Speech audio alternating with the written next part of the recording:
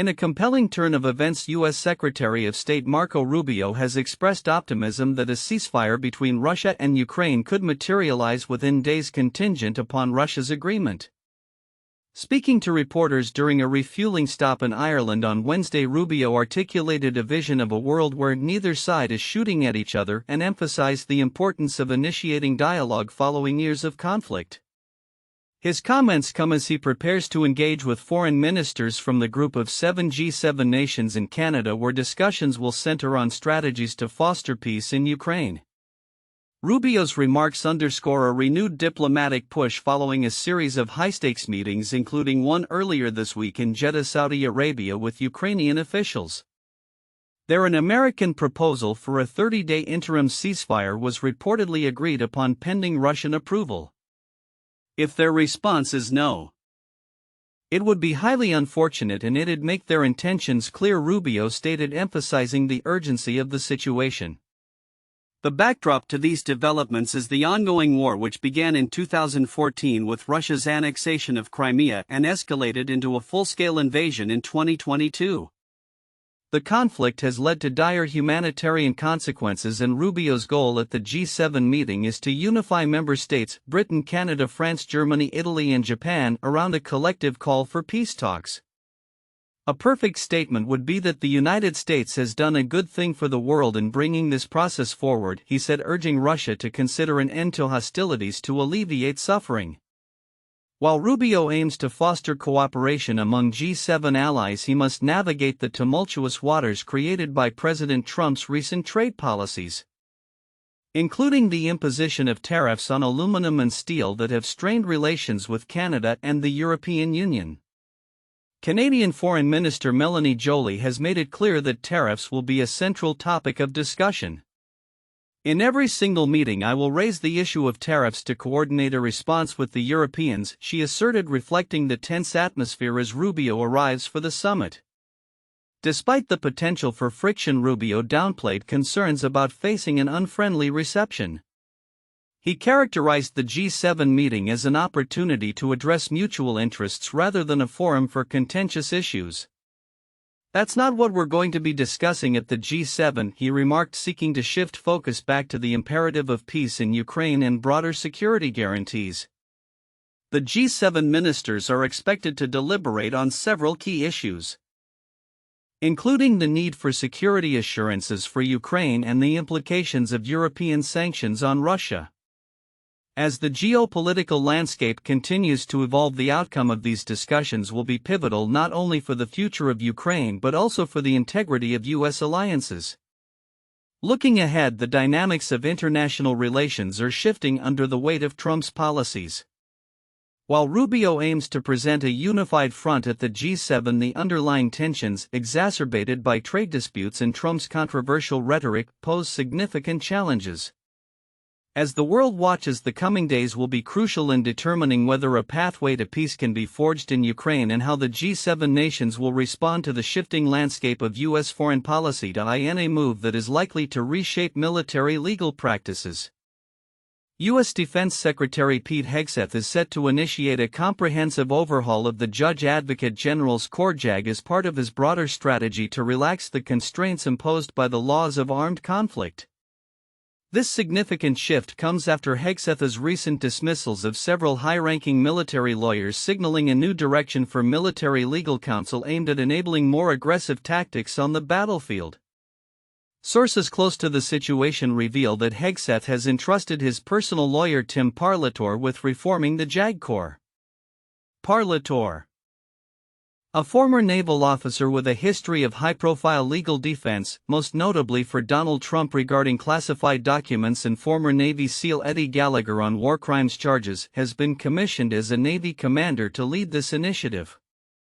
His appointment reflects Hegseth's intention to infuse the military legal framework with more expansive legal advice that favors aggressive military strategies and adopts a lenient stance on prosecuting battlefield offenses. The anticipated overhaul is expected to recalibrate how military lawyers interpret rules of engagement, particularly the stringent requirements that soldiers must meet before engaging a target. Critics including Hegseth and Parlatore argue that the current interpretation has been overly cautious, necessitating a shift that would allow for more decisive action in combat situations. Hegseth, known for his controversial views, has publicly expressed his belief that the military's legal framework has become a hindrance. In his book, The War on Warriors, he criticized military lawyers, suggesting that they have become overly involved in operational decisions and have stifled the warrior ethos he champions. This perspective aligns with a broader critique of military leadership he perceives as too soft, a stance he has maintained throughout his career and echoed during his tenure as a Fox News host. The implications of this overhaul extend beyond the JAG Corps as Hegseth aims to redefine the military's approach to engagement in conflict. His strategy reflects a desire to restore a sense of urgency and aggression in military operations reminiscent of earlier conflicts where the balance between civilian safety and combat effectiveness was rigorously debated. This shift follows a historical context in which military lawyers faced significant pressure to conform to political directives, particularly during the George W. Bush administration in the wake of the September 11 attacks. In tandem with these legal reforms, Hegseth has also initiated a Pentagon-wide review of physical fitness and grooming standards within the military. This review aims to assess and potentially reinstate stricter requirements that emphasize discipline and uniformity. Hegseth's memo to senior Pentagon leaders underscores his belief that maintaining high standards is essential for preserving the military's effectiveness as a fighting force. He articulated a vision of unity and purpose, asserting that the military's strength lies in its adherence to uncompromising standards. This dual approach, overhauling military legal practices while revisiting standards of fitness and grooming, highlights Hegseth's commitment to reshaping the U.S. military's identity. Critics of his policies, however, caution against the potential consequences of relaxing rules that have, in many cases, been designed to protect civilian lives and uphold international humanitarian law. As discussions surrounding these changes unfold, the broader implications for military operations and legal accountability remain to be seen. The reforms could pave the way for a more aggressive military posture, but they also raise questions about the balance between operational effectiveness and adherence to ethical standards in warfare. As Hegseth continues to navigate these turbulent waters, the military community and the public alike will be watching closely for the outcomes of these significant policy shifts. In a surprising escalation of public health rhetoric, Robert F. Kennedy Jr., the newly appointed Secretary of the U.S. Department of Health and Human Services, has sparked controversy with his remarks regarding the avian flu crisis.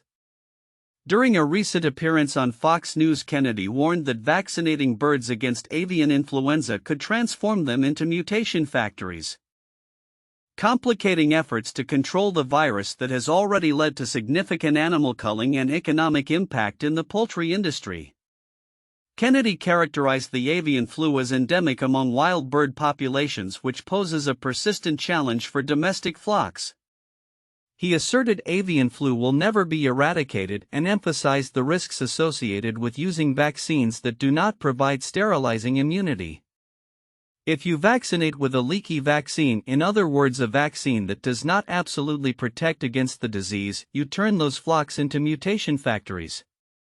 They're teaching the organism how to mutate, he stated, reflecting a growing concern among health officials regarding the unintended consequences of vaccination strategies in wildlife. His comments come at a time when the avian flu has already prompted the culling of an estimated 166 million chickens in the U.S., contributing to a noted egg supply crisis. While Europe has adopted vaccination measures during outbreaks, Kennedy's position reflects a divergence from strategies employed abroad. Instead of vaccination, he advocates for isolating infected birds and allowing natural selection to identify those with genetic resilience to the virus, a strategy he believes could lead to more robust breeding practices. Kennedy's stance is supported by some research suggesting that vaccines can sometimes exacerbate viral mutations, particularly if the vaccines are not designed to provide complete immunity. A study published in PLOS Biology highlighted that many livestock vaccines are leaky, effectively blocking symptoms but not preventing infection or transmission. This aligns with Kennedy's assertion that vaccination could inadvertently increase the virus's transmission potential to other animals, including humans. The avian flu crisis is not the only public health challenge currently under scrutiny. Kennedy is also addressing the rising concerns surrounding ultra-processed foods, which have been linked to significant health risks including heart disease and stroke. A recent Canadian study found that nearly 38% of cardiovascular events were associated with the consumption of such foods. Kennedy is advocating for a re-evaluation of the U.S. Food and Drug Administration's FDA policies on food safety, particularly the generally recognized as SafeGRA program, which permits manufacturers to declare new ingredients safe based on their own assessments, often without sufficient oversight. Kennedy's commitment to transparency in food labeling stems from a desire to combat the health crisis attributed to ultra-processed foods. Eliminating this loophole will provide transparency to consumers, he noted, emphasizing the need for public awareness regarding what goes into their food. He aims to ensure that ingredients introduced into the food supply are adequately scrutinized for safety, especially given the alarming statistics linking ultra-processed foods to health complications. In a related initiative, Kennedy has expressed support for fast food chains that are transitioning to healthier cooking methods. For instance, Steak N Shake recently announced that it would switch to frying its fries in beef tallow, a move Kennedy has praised as a step toward healthier dining options. People are raving about these French fries, he said, advocating for a shift away from oils deemed unhealthy. This aligns with his broader campaign to encourage the food industry to reduce reliance on seed oils, which he has criticized for contributing to chronic health issues in America. As Kennedy navigates his dual focus on avian flu management and food safety reforms, he faces scrutiny from lawmakers regarding potential conflicts of interest, particularly concerning his past criticisms of the pharmaceutical industry. Senators have raised questions about his recent meetings with pharmaceutical executives, suggesting a need for transparency around any policy influence stemming from these interactions. How Kennedy balances his public health agenda with industry relationships will likely shape his tenure at HHS and the broader landscape of U.S. health policy. The intertwined narratives of avian flu management and food safety underscore a critical moment in public health discourse. As Kennedy pushes for radical transparency and a re-evaluation of health strategies, the implications of his policies could ripple through both animal health and human dietary practices, setting the stage for future developments in how America approaches public health crises. In the wake of a significant political shift within the United States, Attorney General Pam Bondi, who was confirmed in early February 2025, has made headlines for her actions that seemingly contradict her earlier promises to uphold the independence of the Justice Department. Initially, Bondi, a former Florida Attorney General and staunch ally of Donald Trump, assured lawmakers during her confirmation hearing that she would not allow politics to influence the workings of the DOJ. The number one job is to enforce the law fairly and even-handedly, she stated, emphasizing her commitment to an impartial Justice Department. However, in the months following her confirmation, many critics argue that she has instead aligned the department closely with Trump's political agenda. Shortly after taking office, Bondi swiftly enacted 14 memorandums that reversed several policies established under former President Joe Biden. Among these directives was the formation of a weaponization working group tasked with scrutinizing the federal and state prosecutions of Trump, which the former president has consistently claimed are politically motivated. In a striking shift, Bondi also mandated that DOJ lawyers zealously advance, protect, and defend Trump's interests, diverging from traditional practices that prioritize the interests of the United States as a whole. The new Attorney General has taken a hardline approach, resulting in the reassignment, firing, or investigation of numerous senior officials within the DOJ, particularly those involved in high-profile cases against Trump. This includes the dismissal of personnel connected to Special Counsel Jack Smith's investigations into Trump's attempts to overturn the 2020 election results and allegations of mishandling classified documents. Critics have pointed to these actions as evidence of Bondi's politicization of the DOJ, highlighting a growing concern that she is using her position to fulfill political objectives rather than ensuring impartial law enforcement. In addition to her actions regarding personnel, Bondi's recent handling of the release of documents related to Jeffrey Epstein has drawn scrutiny. After a much-anticipated rollout of Epstein-related files failed to deliver new revelations, Senate Democrats questioned whether her motives were intentionally protective of Trump and his associates. The fallout from this decision has intensified scrutiny of Bondi's leadership, as critics allege that her actions may serve to shield political allies rather than uphold judicial integrity. Compounding these controversies is the establishment of a new internal team within the DOJ dubbed the Just Dodge Team, aimed at identifying cost-cutting measures in collaboration with Elon Musk's Department of Government Efficiency. This initiative has raised alarms among DOJ employees who fear that it could lead to significant reductions in personnel and resources, further compromising the department's independence and operational capacity. As Bondi continues to navigate the complex political landscape, her tenure as Attorney General is marked by a series of contentious decisions that have left many questioning her commitment to safeguarding the Justice Department's integrity. Legal experts and former officials express concerns that the erosion of traditional guardrails designed to protect the DOJ from political influence could have lasting implications for the agency's credibility and effectiveness. In light of these developments, the future of the Justice Department under Pam Bondi's leadership remains uncertain. As she balances the pressures of political loyalty with the responsibilities of her office, the ongoing scrutiny of her actions is likely to shape the narrative surrounding her tenure and the broader implications for law enforcement in America. With calls for transparency and accountability growing louder, Bondi's administration will undoubtedly face significant challenges as it seeks to restore public trust in the justice system amidst a highly charged political environment. In a time when market fluctuations are capturing headlines and raising concerns among investors, Treasury Secretary Scott Bessent has taken a firm stance, emphasizing that the White House is more focused on the real economy than on short-term market volatility. Speaking on CNBC's Squawk on the Street, he reassured viewers that the administration is committed to fostering long-term economic stability rather than being swayed by momentary market gyrations. Bessent's comments come against a backdrop of significant market turbulence, which has been exacerbated by President Donald Trump's aggressive tariff policies targeting major trading partners such as Canada, Mexico, and China. Just last month, the Dow Jones Industrial Average experienced a steep decline, losing over 7% of its value, prompting fears of a broader market correction. We're focused on the real economy. Can we create an environment where there are long-term gains in the market and long-term gains for the American people? Bessent articulated during his interview. He dismissed concerns about recent market volatility, stating, "I'm not concerned about a little bit of volatility over 3 weeks." His optimistic prediction that both the real economy and financial markets will flourish over time underscores a belief in the resilience of the U.S. economy. Bessent elaborated on the importance of a long-term perspective in investment, suggesting that short-term views can lead to miscalculations. The reason stocks are a safe and great investment is because you're looking over the long term. If you start looking at micro-horizon, stocks become very risky, he explained.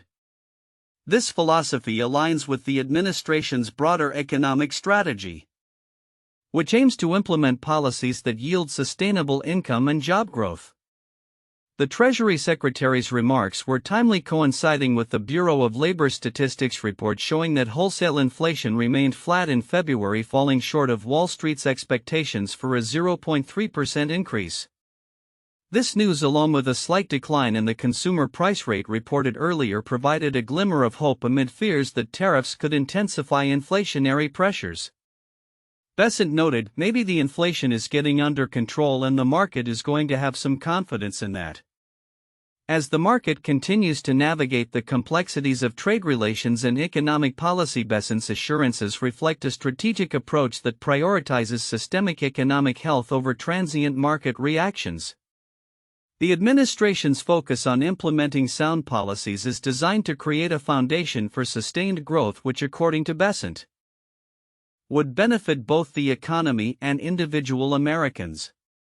Looking ahead, while the immediate market environment remains volatile, Bessent's confidence in the long-term trajectory of the economy resonates with a broader narrative that fostering stability and growth in the real economy will ultimately outweigh the impacts of short-term fluctuations. As the administration continues to navigate these challenges, many will be watching closely to see how these policies unfold and affect both markets and the everyday lives of Americans. In a climate of intensifying trade tensions and economic uncertainty, U.S.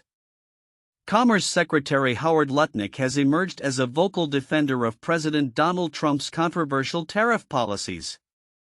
Speaking in a recent interview, Lutnick asserted that these tariffs are worth it even if they risk triggering a recession, a sentiment that has ignited fierce debate among economists and political analysts alike. Lutnick's remarks come at a time when the U.S. is navigating a tumultuous trade landscape, particularly with Canada and Mexico, where tariffs have been paused for a period of 30 days. This pause, however, has not alleviated fears of rekindled inflation, as the administration's tariffs, ranging from a 20% levy on China to sweeping aluminum and steel tariffs, continue to loom large. These policies produce revenues. They produce growth. They produce factories being built here, Lutnick stated emphatically during his CBS News interview, underscoring his unwavering support for the administration's economic strategy. Critics of the tariffs argue that the back-and-forth nature of Trump's trade policies may inadvertently destabilize markets. Economists have cautioned that such volatility could undo recent economic gains as businesses and consumers brace for the ripple effects. Despite this, Lutnick downplayed concerns, framing the president's fluctuating tariff strategies as a tactical approach to negotiations. When you're negotiating with someone and they're not paying attention, the president, who's the best deal maker ever to sit in that chair, he's going to say, "Here's my response," he explained, suggesting that these measures are designed to provoke necessary responses from international partners. As the administration pushes forward with its trade agenda, Trump's latest threats include imposing hefty tariffs on alcohol products from the European Union, further escalating the potential for a broader trade conflict. In light of these developments, Lutnick remains optimistic that countries engaging with the U.S. will ultimately recognize the necessity of adapting to these new dynamics. Let the deal maker make his deals, he concluded, reflecting a confidence in the administration's long-term vision. Simultaneously, Lutnick also addressed Trump's ambitious tax reform plan, which aims to eliminate federal income taxes for individuals earning less than $150,000. This proposal, he argues, could fundamentally reshape the economic landscape by allowing Americans to keep more of their earnings. While this idea has garnered support from various Republican factions, it has also sparked skepticism regarding its feasibility and constitutional implications. Critics question whether such a significant change in tax policy could violate the Equal Protection Clause, as it selectively exempts a large portion of the population from federal taxes. The ongoing debate surrounding these policies highlights a profound ideological rift in American governance, balancing the promise of economic growth against the potential for recessionary impacts. Trump's administration continues to advocate for a strategy that replaces income taxes with tariffs on foreign goods, positing that such a shift could restore wealth and stability to the American economy. "America's gonna be very rich again, and it's gonna happen very quickly," Trump stated, emphasizing his belief in the efficacy of his administration's economic model. As these discussions unfold, the implications for future U.S. trade relations and economic health remain uncertain. Lutnick's assertions in Trump's policies will undoubtedly be scrutinized in the coming months as stakeholders across various sectors assess the long-term viability of these aggressive economic strategies. In a rapidly changing global economy, businesses and consumers alike will be watching closely to see how these policies evolve and what they mean for the future of American prosperity.